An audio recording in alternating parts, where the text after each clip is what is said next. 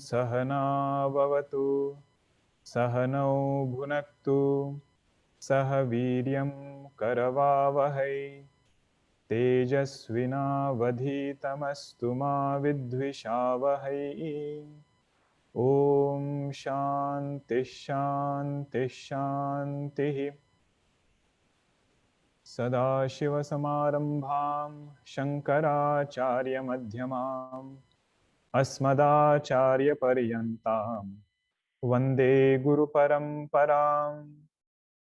रामो राजमणिः सदा विजयते रामं रमेशं भजे रामेणाभिहता निशाचरचमु रामाय तस्मै नमः।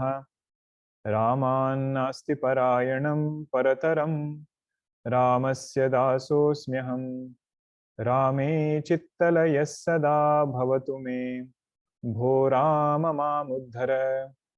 समस्तजनकल्याणे निरतं करुणामयं नमामि चिन्मयं देवं सद्गुरुं ब्रह्मविद्वरं सद्गुरुं ब्रह्मविद्वरम्।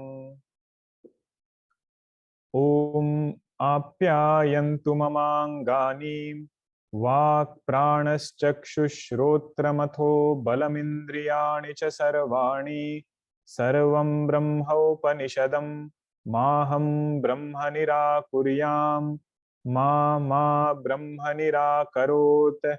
अनिराकरणमस्त्वनिराकरणं मे अस्तु तदात्मनि निरतेय उपनिषत्सु धर्माः ते मयि सन्तु ते मयि सन्तु। ॐ शान्ति शान्ति शान्तिः। यदि मन्यसे सुवेदेति दभ्रमेवापि नूनं त्वं वेत्थ ब्रह्मणो रूपं यदस्य त्वं यदस्य देवेषु अथनु मीमांस्यमेव ते मन्ये विदितम्। Hari Om.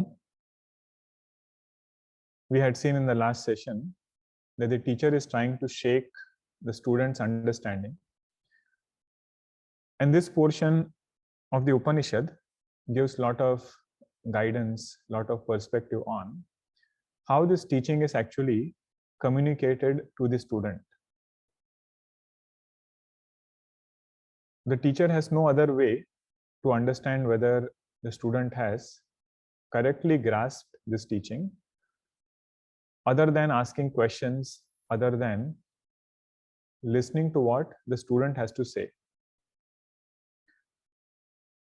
So over here, the teacher himself is asking that question. And he's saying that if you give this answer, then you have to go back and think on your understanding. Yadi manyase suvedeti means if you are thinking that you know Brahma very well, then your understanding is limited. He doesn't say it is erroneous. Bhagavan Shankara in few places he says that. But he doesn't fully dismiss the student. He says you have limited knowledge, you have to go one step further. In one place, Bhagavan Shankara writes in Chandogya that this is to make sure that student doesn't feel discouraged. The story we are going to see today is of Indra and Virochana going to Brahmaji. And Brahmaji is such a patient teacher that even if Virochana says something very foolish, he doesn't say, what did I teach you and what are you telling me? He says, go back, think again, very, very patient. So Shruti Mata also is showing that patience, showing that style of teaching of Upanishads. The end goal is we should walk away with the right understanding. Right? Because without clear knowledge, there is no dukkha nivritti.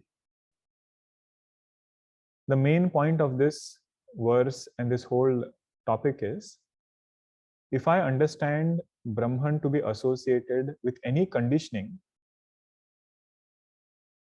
that conditioning will be another bondage. So knowing nature of Brahman to be devoid of any conditionings That is true understanding. That Brahma I am. Okay, that is the main point. Not that I know Brahman very well, who is of this nature. So Bhagavan gave example of fire to show this point that only something which is an object, that object can be known very well. To explain this point, he gave example of fire. He said, if fire is there, you can say that fire burned firewood. Fire burned that wood very well. Or fire did not burn that wood very well. It partially burnt it. But fire cannot burn itself. There is no action of burning happening in fire also. Last time there was a question which was asked about Sakshi being drashta, this consciousness being witness of thought. Isn't that also affecting Sakshi in some way? Or isn't that also a title that we are giving to Sakshi? It is true, and we should remember that title of Sakshi is only with respect to Sakshya. Sakshya means what is witnessed. Only from the standpoint of thoughts do we give the title of witness to consciousness to this Sakshi. Sakshi itself is a title. But we have to use some words to remove erroneous notions. We should not leave it very ambiguous also. It is not like Syatvada. Syatvada, there is one school of thought. If you ask them, what is the nature of Atma? Is it sentient? They say maybe. Is it infinite? They say maybe. Means it is not determined in a specific way. It's very ambiguous, not in that sense. Upanishads have revealed nature of Atman as it is, so that we are very well accepting. But it is not with any conditionings. So in this fire example also, you see that wood came near fire and it got burnt. Now what do we say? Fire burned the wood. Even that title of burning in fire is there only because of wood. By itself, fire doesn't even need that title. Why? Because that is its nature. So for consciousness also, consciousness is witness of thought is only from the standpoint of thought. How in Dridrisha Viveka it was pointed out, right? If you have a thought, shift attention to Sakshi using that thought. But after attention is shifted, you don't again have to think about consciousness as witness of thought. Then you take other indicators. Asanga, Satchidananda, Swaprabha. The goal is to abide in our nature, devoid of all conditionings. Okay, that was this point we had seen last time. Then Goswamiji had written one chaupai that also we saw. That why this teaching is given in this way and it is shaken, because sampradaya should be followed. One small mistake in our understanding, we will step away from this tradition of Vedanta. And unknowingly, we might land up in some other darshana. We might call ourselves Vedantin, but we will land up in Dvaita darshana. We will land up in Sankhya darshana. Simple example is, if we look at this world as inert and think that there is something which is consciousness, which is different from this inert, we say that is not Vedanta darshana. That is Sankhya darshana, where you have two things, one is Prakriti and one is Purusha.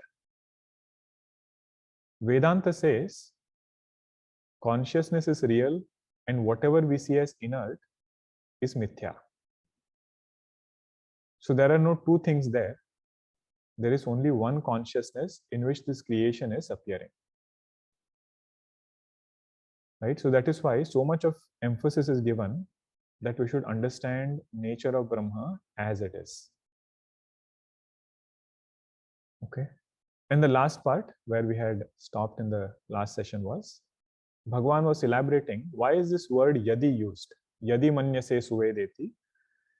So why is the word yadi used? He said there are some students who will understand it correctly. Who are those students? He said kshina dosha sumedaha. And we saw what do these words mean just in a general context. Now what is going to come is more specific meaning of that word. Kshina dosha sumedaha. Those who have Brahma alone as their goal, that is the first quality for kshina dosha. They have analyzed life sufficiently and come to this conclusion that something of this world again cannot be goal of life. And with that single pointed varanam, they do their sadhana. Karma yoga is also done so that we can abide in nature of Brahma. Karma yoga is done so that kshina dosha we can have, we can be of that nature. This can be our qualification, our quality. But we should remember that is qualification. The main goal is to study Vedanta, to appreciate this teaching. And third one was one who can do clear sravanam. Whatever is said, they will grasp it. And after shravanam is done, they will reflect on it on their own. And when we do that reflection is when a lot of amrutam, comes. Once we see so many dots connecting, we realize that Vedanta is a very coherent teaching. No matter which text you study, the same truth is indicated in different ways. It's not repetition in that sense. Okay. So now to explain this point, which point? That if somebody becomes or somebody understands Vedanta clearly, when they become kshina dosha sumedaha, if they don't have this quality, then they will misunderstand. To explain this, Bhagavan is giving one story. Okay, why that word yadi is used, right? So yadi gives doubt. Some understand, some don't understand. Those who are kshina dosha sumedaha, they will understand. Those who are not kshina dosha sumedaha, they will not understand. So can you give an example? He says, yes, I'll give a Upanishadic example. We'll just chant this first. Drushtam cha ya esho akshini purusho drishyate ya esho akshini purusho drishyate esha atmeti ho vacha etat amrutam abhayam etat brahma etad amrutam abhayam etad brahma ityukte prajapatyah pandito api asurarat virochanaha svabhava dosha vashat anupapadyamanam api viparitam shariram atma iti pratipannah tathendro devarat sakrud dvih triruktam cha pratipadyamanah svabhava dosha kshayam apeksha chaturthe paryaye pratamoktam eva brahma pratipannavan. This one is cha apratipadyamana. Cha pratipadyamana is cha apratipadyamana. Now, this story goes in this way. This is an 8th chapter of Chandogya Upanishad.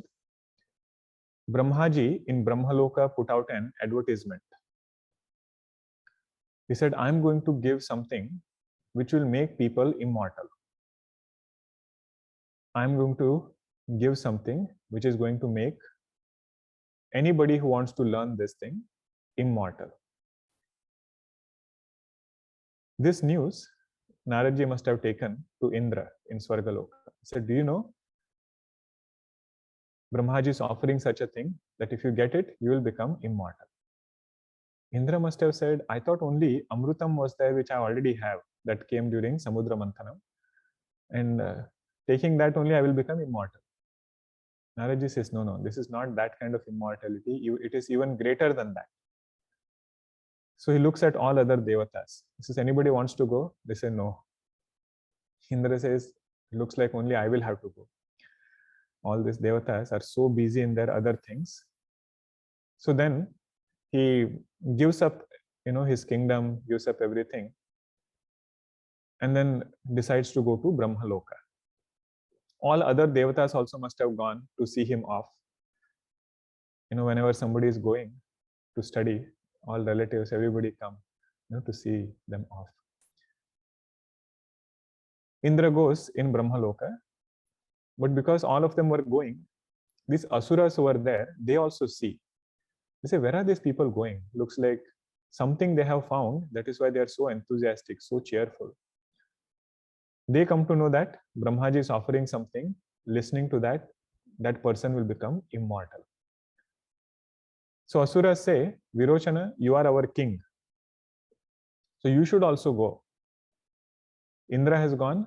Why should we left behind? We should also get that thing. So Virochana says, okay. And then gives up his kingdom. It must have appointed some temporary king while he is gone. So Virochana also goes to Brahmaloka. Now Indra must have seen him. They could not see eye to eye before. Now they must have given a glare to each other, Indra and Virochana. How did this person also come here? But Brahmaji accepts both of them as teacher, as a shishya, and makes them stay in his Gurukula, in Brahmaloka. And they live for 32 years together. They do all the tasks that Brahmaji had told them to do. Meaning what? Some qualification, some preparation should be there before studying Vedanta. Kshina dosha should happen to some extent. It will not go fully, but at least some sadhana should be there. So whatever work was there, they did well. Then Brahmaji gave them the teaching. What did he say? Drushtam cha ya esha akshini purusha drushyate esha atma iti hovacha. Now Brahmaji's caliber is very different of teaching. This is how he teaches. He says, whatever is seen in the eye, that is atma. Yaha esha akshini purusha drushyate. Whatever is seen in the eye, that is atma. That atma alone is amrutam. That alone is immortal. That alone is fearlessness. It is of the nature of fearlessness. Etad Brahma. That is infinite. They must have thought, we came here thinking that Brahmaji will give something very wonderful, just like our Amrutam, which is there. And Brahmaji just gave this one line teaching. That is why it is said, getting moksha in human body is much easier.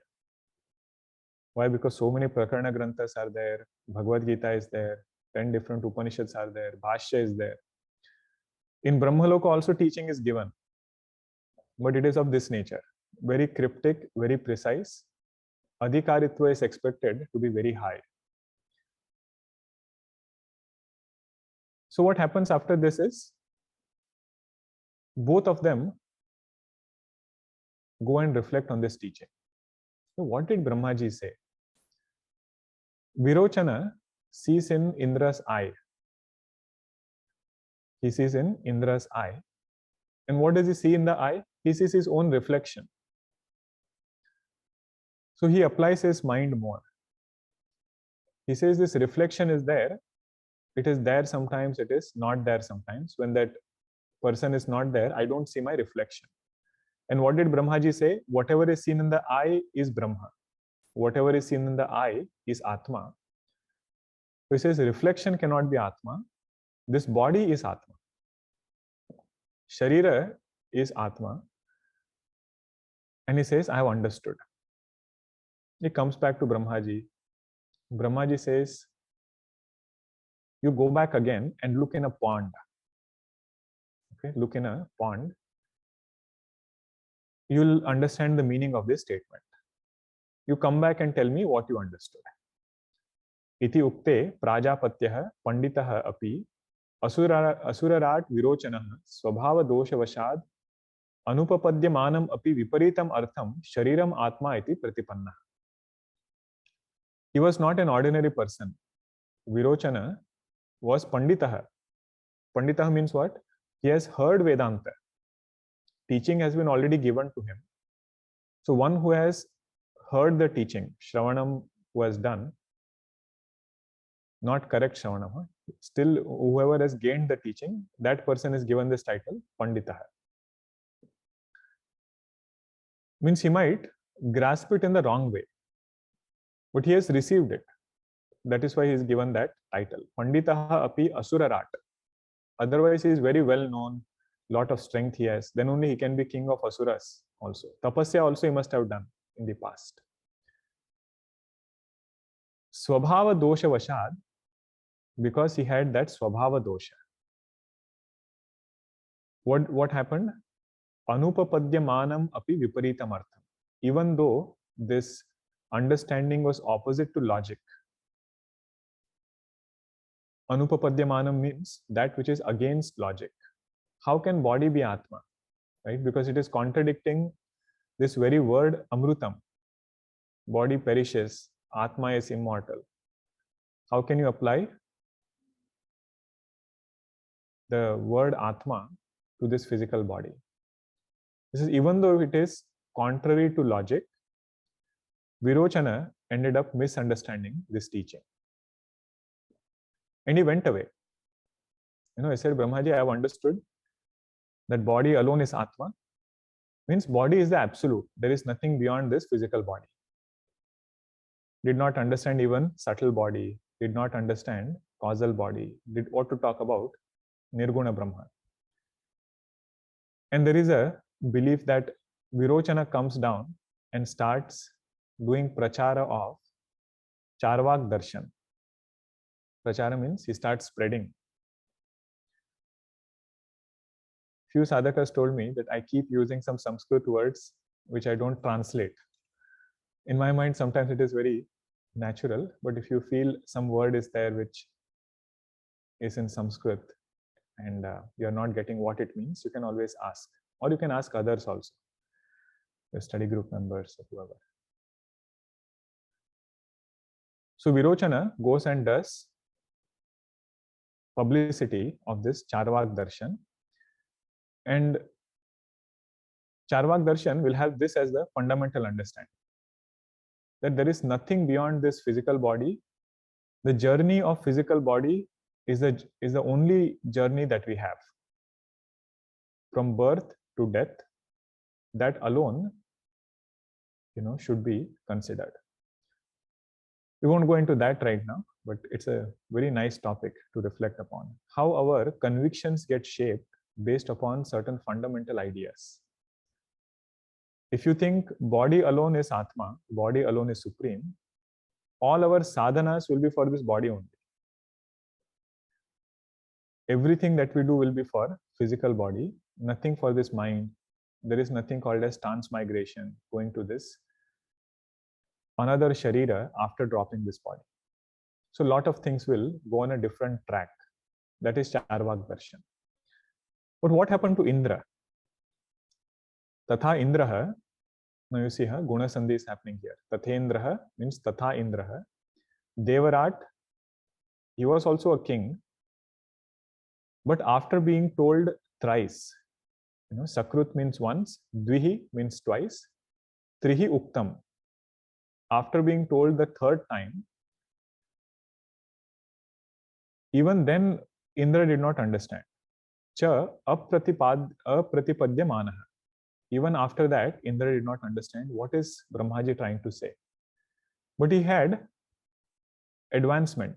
Means first time he understood something, second time little bit more, third time little bit more. Like that he was gradually increasing.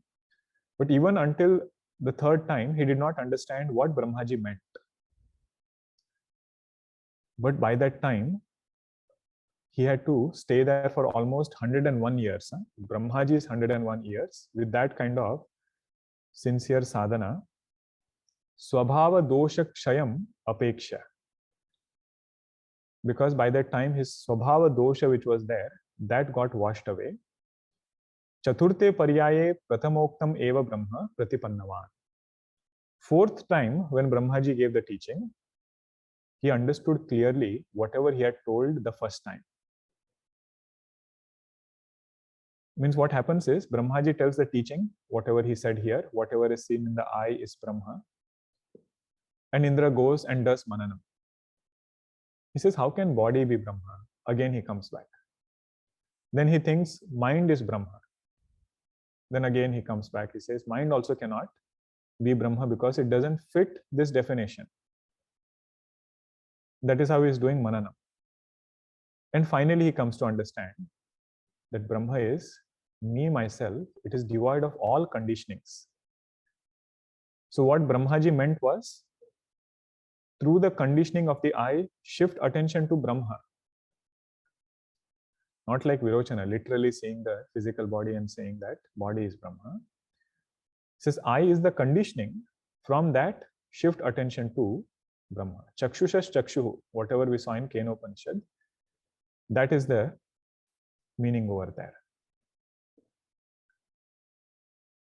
So what did Bhagavan prove by this story? He says, there are some who will understand as it is, and there are some who will not understand. Why? Because svabhava dosha is there.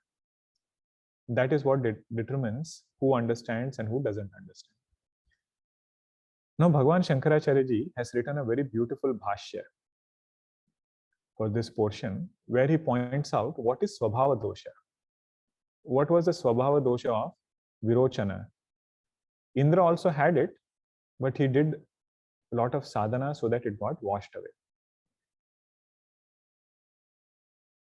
What is svabhava dosha? He says, they sat down for shravanam not as students. They did not sit down for shravanam as jijnasu. They sat down for shravanam as kings. Means if we wear any other hat, that hat will become the obstacle in our shravanam. And that was dambha, the pride that they had. I know so many things of this world. What is this Vedanta? I will also understand whatever Brahmaji is telling me. And second is, they did not have moksha as their prayojana. Some other desire was there.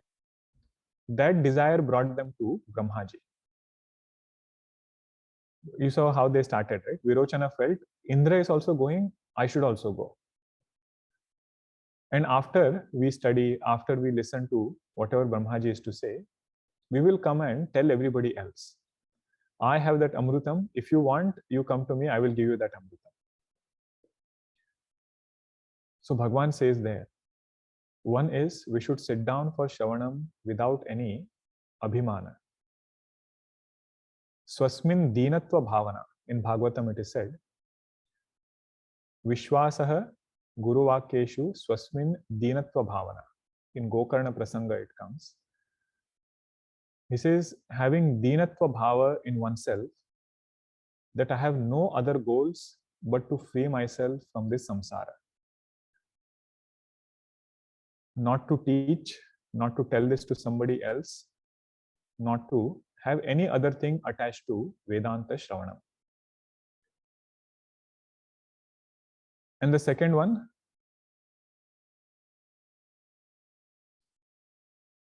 is doing mananam on top of it. If somebody has this ability, what will naturally happen is they will be able to reflect on this teaching. And you see, another point which is shown here is, it is not that svabhava dosha will happen first and then I will start studying Vedanta. Right? Because Indra is doing it simultaneously. Our Brahmaji is giving him the teaching and he is doing his tapasya. 32 years he lives, he hears a teaching, does mananam, again 32 years, like this he goes on for 101 years.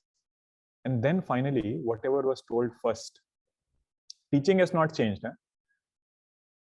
The dosha which was there, that is getting washed away. Whatever was told the first time, that he comes to understand. Okay, that is the purpose of this akhyayika, this story. Now Bhagavan says, even in this world, we see the same thing. What to talk about such a subtle thing as Brahma Vidya, that students learning from the same teacher understand differently. Okay, what does he say? Loke api ekasmat guroho shrunvatam kaschit yathavat pratipadyate kaschit ayathavat kaschit viparitam kaschit na pratipadyate kimu vaktavyam atindriyam atmatattvam. Even in worldly knowledge we see, although they are studying from the same teacher, ekasmat guroho shrunvatam kaschit yathavat pratipadyate. Those who are prepared and qualified, they will understand as it is. Kaschit ayathavat. Some people will misunderstand. Kaschit or ayathavat, you can take it as they will partially understand. Kaschit viparitam, they will understand opposite, like our Virochana. And kaschit na pratipadyate. Few will not understand it at all. When worldly knowledge, this is the case, what to talk about? Brahma Vidya. Atrahi vipratipannaha sadasadvadinaha tarkikaha sarve. Now Bhagavan quietly introduces one sentence in his Bhashya where he says, we are not talking about ordinary people who have misunderstood nature of Atma. Great logicians, Nyaya, Vaisheshika, Sankhya, he says their understanding of Vedanta, their understanding of Brahma, nature of Brahma, is Bhranta Darshana. It is limited so that this mantra is not only applying to students, it is also applying to those darshanas. Now, whenever we hear these statements, we have a lot of questions. How can Bhagavan make such a statement? How can he say that all other darshanas are vipratipanna? They have misunderstood nature of Atma. At this point, one should just take it with Shraddha. If Bhagavan Bhashyakar has said, he is not making a phonetic statement. Right? He is thoroughly, or he has thoroughly discussed with every darshana, addressed all Purva Pakshas, and then established Vedanta Siddhanta. Advaita Vedanta Siddhanta. Brahman is without conditionings. It is not a phonetic statement. And if we ourselves are interested, then we should study those darshanas.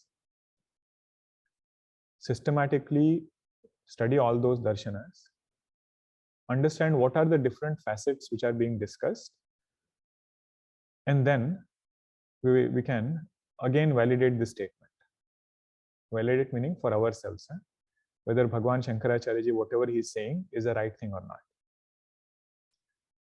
But until that happens, until that conviction comes, we should just take it with Shraddha. That other schools of thoughts, whatever they are saying about Brahma, it is limited understanding.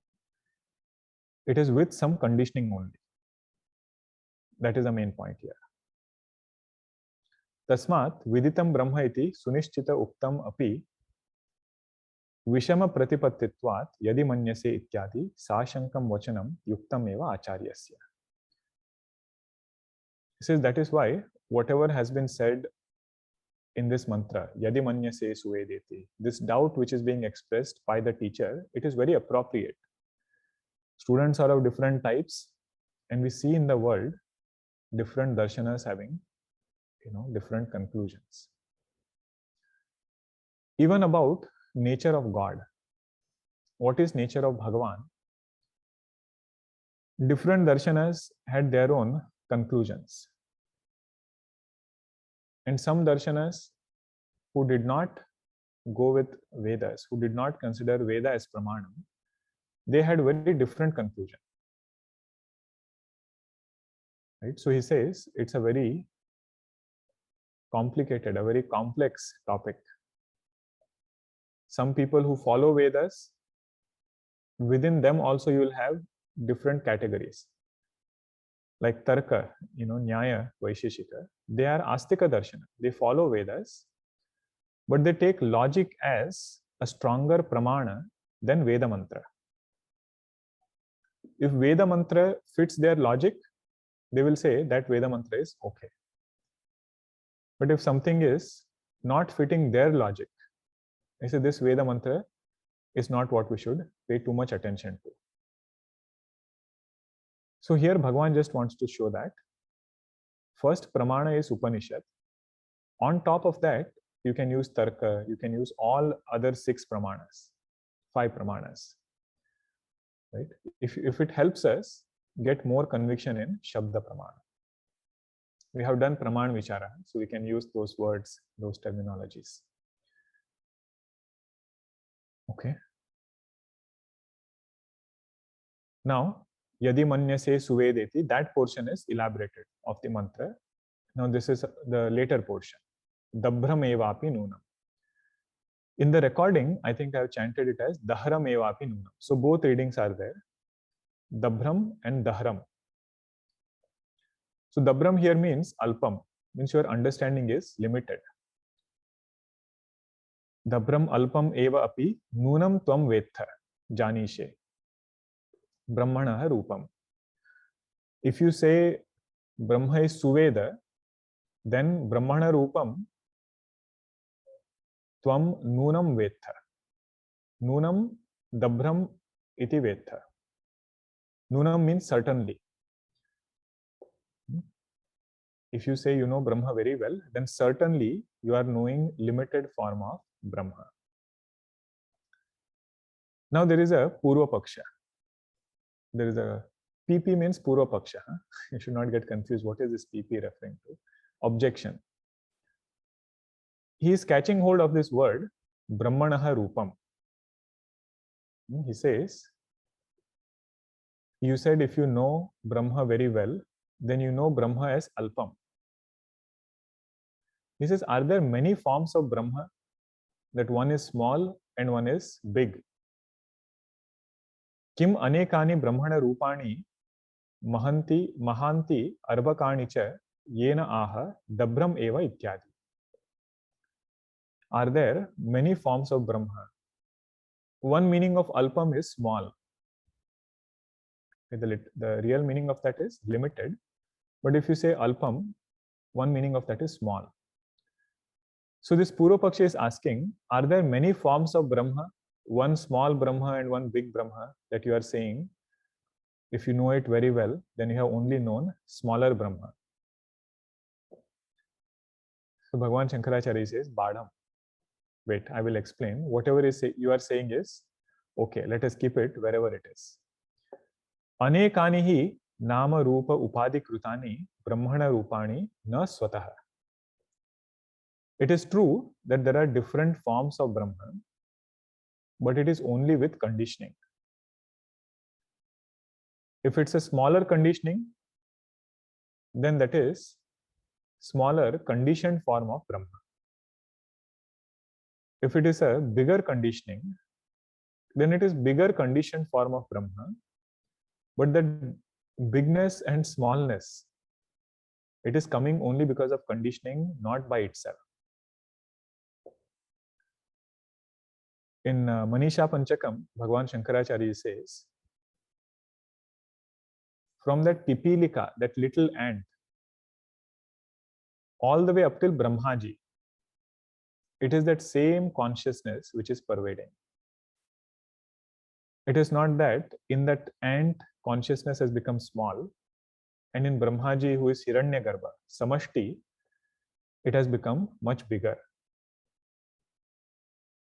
It is not that in Brahmaji consciousness is more purified, and in an ant, it is not as purified as Brahmaji. This is purity, impurity, bigness, smallness, everything is related to conditioning, not to Chaitanya. That is this point. Anekani hi nama rupa upadi krutani brahmana rupani na swataha. Then what is it from its own standpoint? It says swatastu ashabdamasparsham arupam avyayam tatha arasam nityam agandavachayat. This is from Kenopanishad. All 5 gunas are negated in Brahma. What are the 5 gunas? Shabda. So Brahman is that where there is no sound. Sparsha, touch, is also not there. You cannot touch Brahma. That guna is not there in Brahma. Arupam, it doesn't have a form. Avyayam, it is unmodifying. Arasam, there is no taste in Brahma. Nityam, it is eternal and it doesn't have any smell. Means if through any sense organs you are claiming that you have understood Brahma, that is not Brahma, that is only conditioning that you have understood. Because Shabda, Sparsha, Rupa, Rasa, Guna belongs to conditioning, not to Brahma. If you have understood Brahman as different from these conditionings, that is the real understanding. That is the true nature of Brahma. That is my nature, devoid of all conditionings. That is how one should understand. Iti shabdadibihi saha rupani pratishidyante. This is the answer. With these mantras, all conditionings are eliminated from Brahma. So whatever you are asking, Bhagavan Shankaracharya is telling Purva Paksha, small and big, are there 2 Brahmas? He says that is true. We don't deny it completely, but we should appreciate that, or we should acknowledge that it is only with respect to conditioning that these 2 forms are pointed out. Okay. So now this Purva Paksha is again paying very close attention to what Bhagavan Shankaracharya is saying. He said all attributes are negated. All qualities are negated from Atma.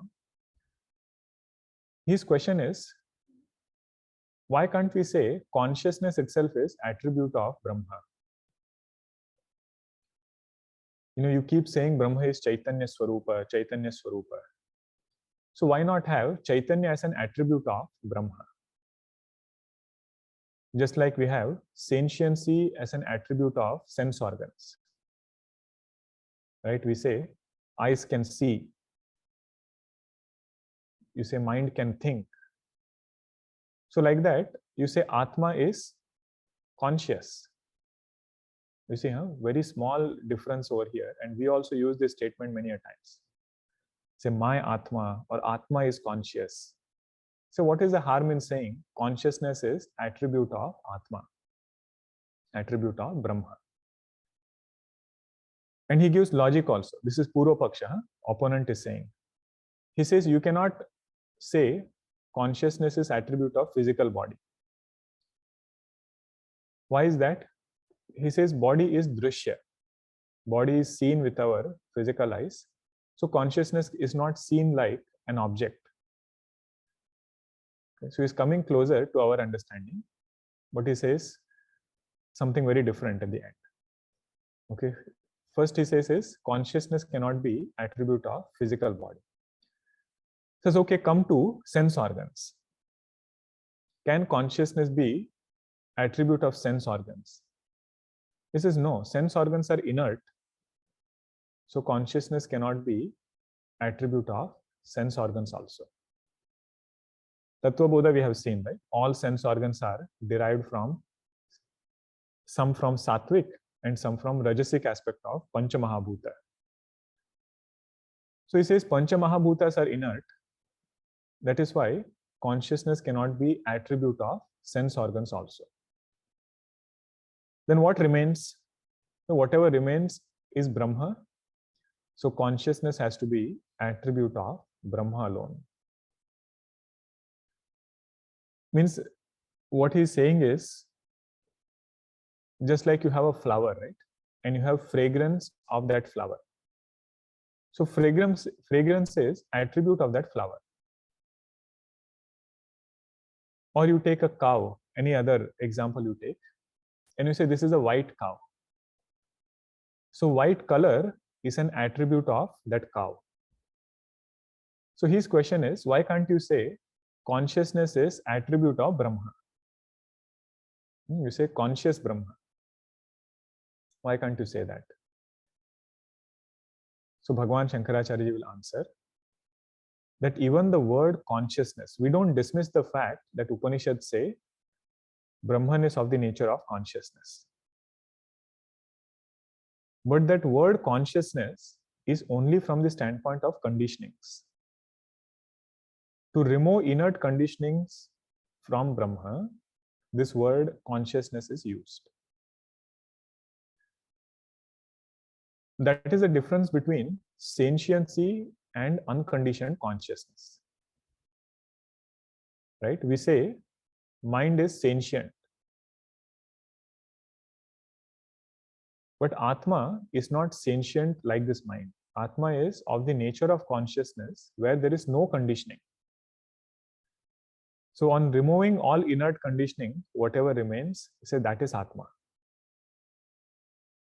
So that word consciousness is not to form another idea.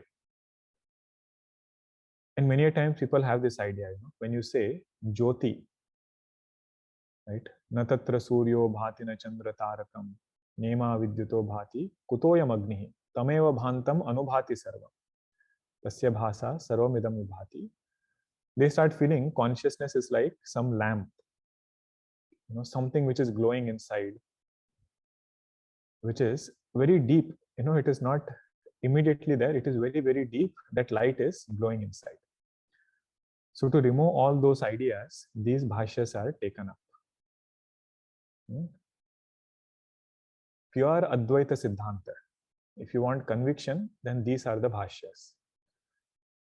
You see, he is saying that even the word consciousness is only from conditioning standpoint.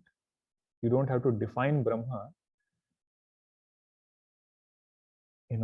as consciousness also. If you understand this slide, this bhashya is easy now. Nanu yena eva dharmena yad rupyate tadeva tasya swarupamiti. Whatever is indicated by an attribute, that attribute itself will become its swarupa. So why do you keep saying that Brahma doesn't have any rupa? We just said ashabdam, asparsham, arupam. So consciousness will become its rupa. Why are you dismissing that fact?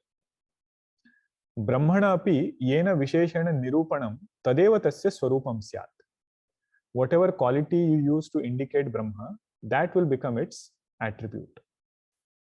Ata uchyate chaitanyam. Now all this is said by Purva Paksha only. This is not an answer. In Bhashya sometimes it gets confusing. What is being said by the opponent, what is being said as an answer. So this is part of Purva Paksha. This is Ata uchyate chaitanyam. We see, therefore it is said that this consciousness, chaitanyam, pruthivyadinam anyatamasya sarvesham viparinatanam va dharmaha na bhavati. Chaitanya, this consciousness cannot be the dharma of pruthivyadi dravya. Earth is there, body is there. You take any of these things, it cannot be dharma of that. What cannot be dharma of that? Chaitanya cannot be dharma of that. First option, huh? It cannot be dharma of physical body. It cannot be dharma of inert thing like earth. तथा श्रोत्रादीनाम अंतःकरणस्य च धर्मः न भवति इति ब्रह्मण रूपम ब्रह्म रूप्यते चैतन्येन. It cannot be the dharma of antahkarana or sense organs also, because all of them are inert. They are formed out of these elements only. That is why it is not possible that Chaitanya is dharma of these inert objects. Tatha cha uktam. So whatever is remaining, this is na bhavati. Over here you should pause. Brahmanah rupam iti brahma rupyate Chaitanya. Means Brahman's nature is indicated by this Chaitanya. Or in other words, Chaitanya becomes an attribute of Brahma. That is what he is trying to prove over here. Purva Paksha, opponent is proving. And he is quoting other Upanishad mantras also. Vijnanam Anandam Brahma. Anand, Brahma is of the nature of consciousness. It is Ananda Swarupa. Vijnana Ghana Eva. It is mass, homogeneous mass of consciousness. Satyam Jnanam Anantam Brahma. Taittiriya Upanishad quotes. Same ideas. Brahman is of the nature of consciousness. Prajnanam Brahma. Consciousness alone is Brahma. Iti cha Brahmana Rupam Nirdishtam Shrutishu. In Upanishad mantras, this nature of Brahma is indicated. So why do you not accept this fact that consciousness is an attribute of Brahma? Okay, this is his Purva Paksha. I put it in English so that when you read this slide again, at least the key points are understood. Okay. He says Chaitanya is an attribute of Brahma. Now Bhagavan's answer is so beautiful on this one. He says Satyam Evam. Whatever you are saying, it is true. Means we are not ambiguous about nature of Atma. We accept this fact that Brahma is of the nature of consciousness. So don't make it too cryptic about nature of Brahma. But that nature is only used so that word is only used so that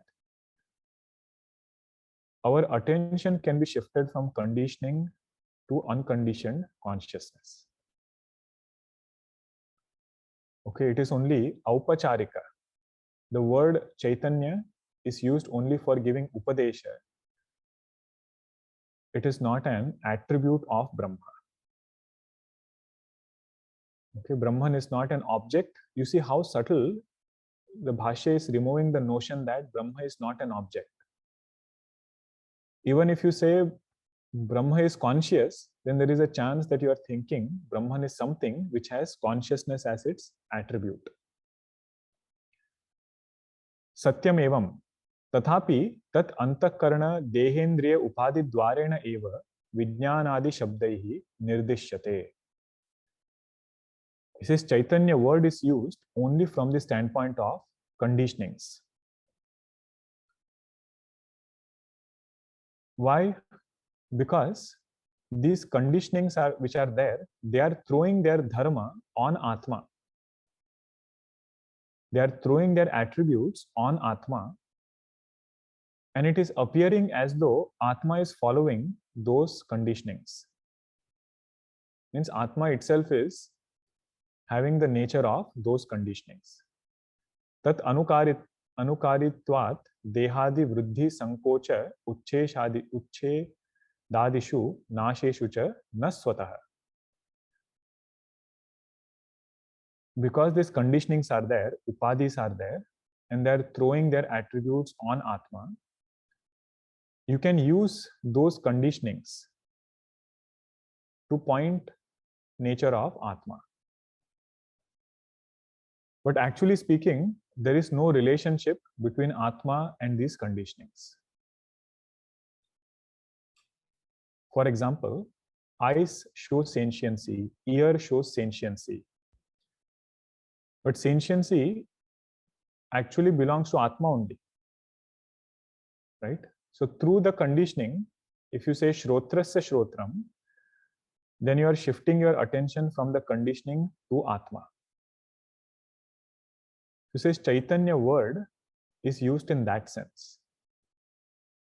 It is saying that if you are seeing sentiency in sense organs, then understand Atma is of the nature of unconditioned consciousness. Sentiency you are familiar with, right? You know, it can know things. It has the ability to illumine. That is the nature of a sentient thing. He says, in that sentient thing, you remove all conditioning. Whatever remains, that is the nature of Atma. That is why he says, Vijnana Shabda is not to point out an attribute, it is only for upadesha. It is only for giving this teaching, and without taking the support of these upadis, without taking support of these conditionings, you cannot indicate nature of Brahma. Right? It will become some esoteric thing that we don't know, and some mystic thing which is called as Brahma. Like that, it will become that. If you dismiss the point that if Brahma and conditionings are not related, then why even take the support of conditionings? Why say Shrotrasya Shrotram if Brahma is not related to conditionings? Say no, you cannot give Upadesha without taking support of them. Swatastu, by its own, what is the nature of Brahma? How is that Brahma Jnani understood Brahma? He says this mantra, Avijñātam Vijanatam, Vijñātam Avijanatam. Those who don't know it as an object, they know it. Avijñātam Vijanatam. Vijñātam Avijanatam. Those who have some lingering notion of objectifying Brahma, they have not understood it.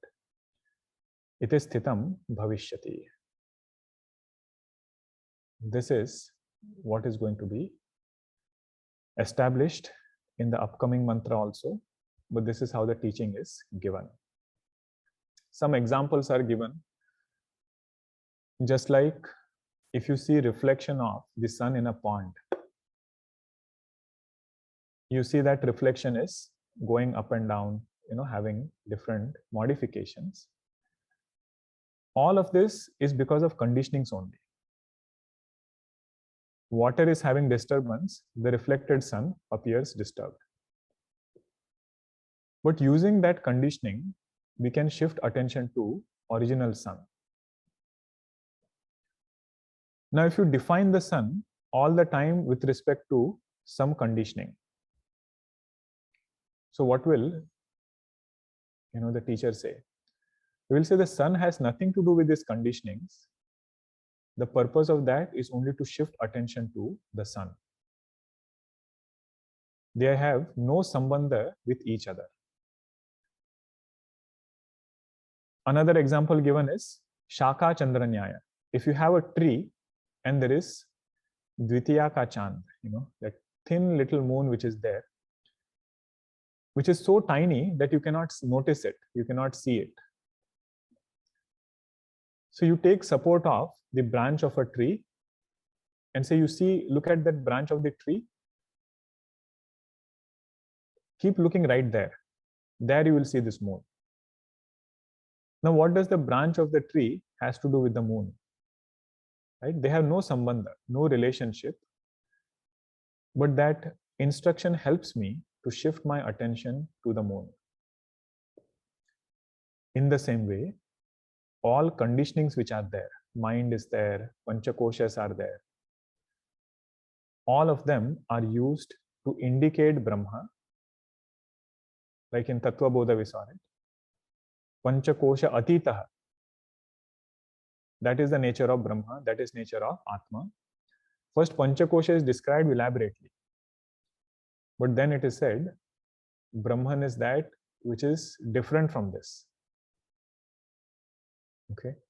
So that word is used only for teaching, all these conditionings are used for upadesha. Brahman is not having any of these conditionings.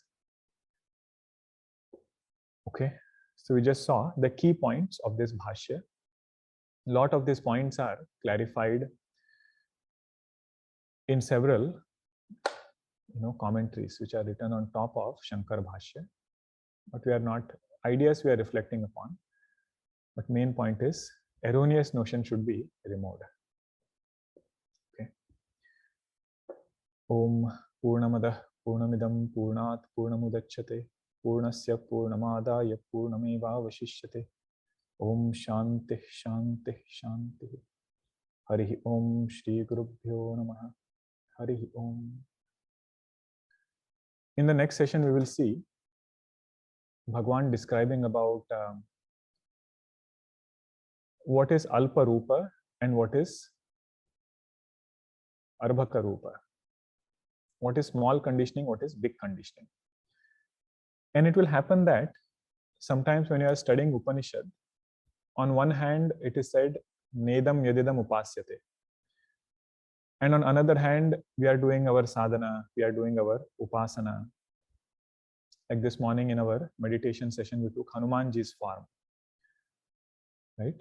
So we should not have any conflict. If clear knowledge is there, one is very comfortable in both.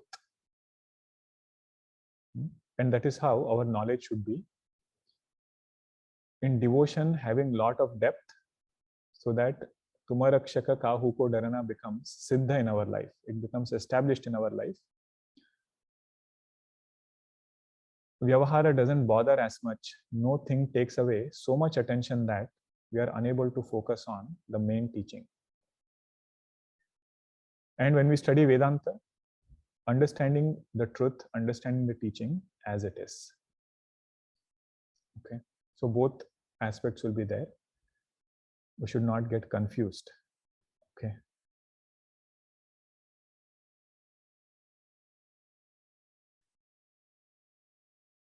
Five gunas negated in Brahma are in that mantra only.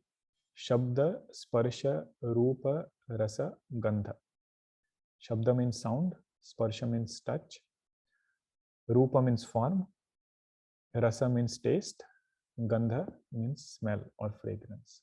All five sense organs, whatever is their object, those things are negated in Brahma. Okay, Hari Om everyone.